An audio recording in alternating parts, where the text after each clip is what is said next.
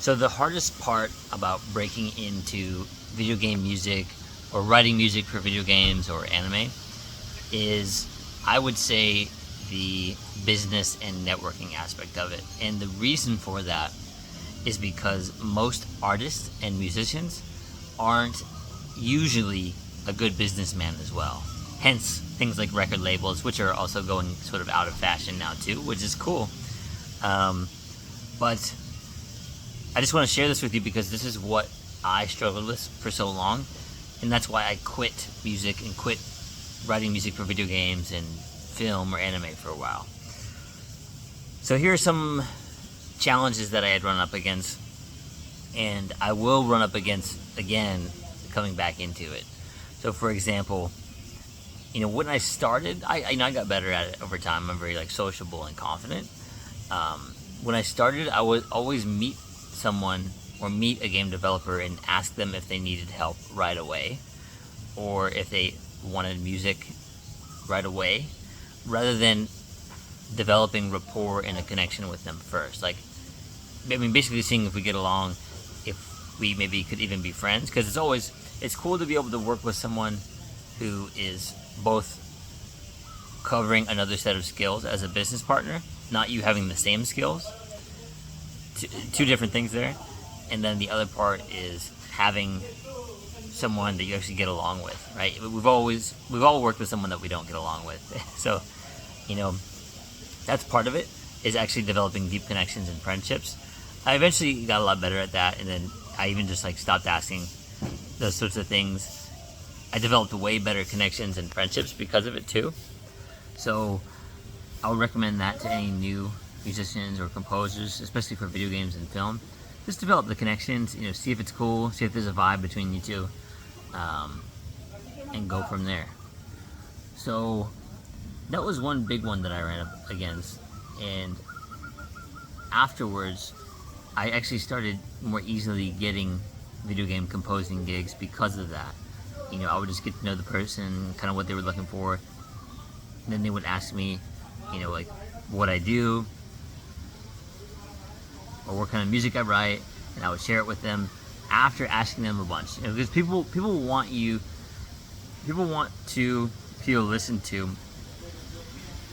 and everybody likes being someone who others are interested in, because it's they're asking questions, they care, I'll tell them more. So that was one big thing, and I was scared. It was just I didn't know how to talk to people the right way. So that was a big one. And then I would say afterwards, Schmovid hit right afterwards when I started getting good at it. I was going to the international, it's a game developers conference in San Francisco every year. I was getting ready to start going to the Tokyo Game Show as well. And then Schmovid hit, and I just finished school personally, so it was really expensive to go to all these conferences, and no one was really networking because of Schmovid in LA too, where I was. So it snowballed into kind of a train wreck there. Now there's a few events that go on afterwards, in LA, and probably Seattle, San Francisco, of course Tokyo, things like that. There's a few states, in the US that have little game dev meetups too, but on one hand, I think we don't need to do networking in a traditional way, because people are I'm going to go to this networking event and hopefully get a gig out of it. And that's kind of the wrong mindset to go into it. One, it's what I said earlier, making a friend, just talking to people, being normal first, and seeing if you actually like them. Then you can decide if you want to work together later, if they need help at all. And then the second aspect of this, because I'm usually more naturally introverted, and I can break that. I'll convince myself to go out, and I can't sit too long, because I'll convince myself to stay home instead. And then the other part was, because of Schmovid, it made me realize, okay, networking on the internet, Twitter, a lot of game devs are there, not really the other platforms as much. And I never really was good at Twitter. I never used it much. So I was trying to use it a bit and start some conversations with game devs, compliment games that I actually like, tell them what I liked about their game, things like that. And I got about that far, but the conversation didn't extend past that, and I felt stuck. Now, if you're a composer or a musician watching this and you have any idea of how to get past that, I would love to hear your story or your ideas there.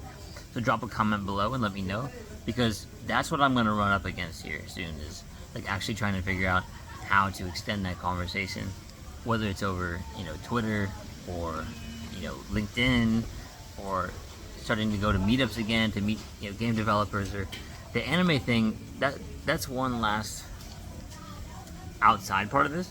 I had a lot of people, I even had a mentor who like down talked to me, like, oh, why would they pick you because you're a white guy and you're not Japanese? And I get it, like I get the line of thinking, but he was like trying to tell me it was impossible, and he even had this like old man negative tone to it. And I'm not going after him because of his age or anything. It's just like, okay, we're not aligned as a mentee and mentor, and I believe something totally different than him. And also, I have several friends in the anime and composing industry that are actually writing music for Japanese game developers or Japanese anime, right? So like, it's possible. I've seen it plenty of times. So when someone says something like that to me, I'm like, well, that's not really a hurdle. I get that they probably would be more likely to hire a Japanese person, but it's not impossible. That's the thing. And I know, actually have met people who have actually worked on them that are, like Australian or American, things like that. So you can make it happen. But anyways, that's a little bit of a rant here.